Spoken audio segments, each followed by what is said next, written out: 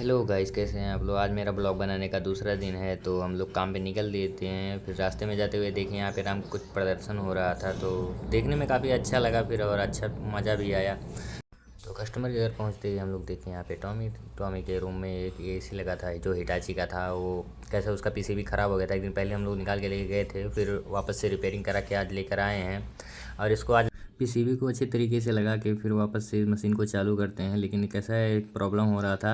इसका फ़ैन तो चल रहा था लेकिन कंप्रेसर ऑन नहीं हो रहा था। सब अच्छे से चेक कर लिए, कुछ पता नहीं चला।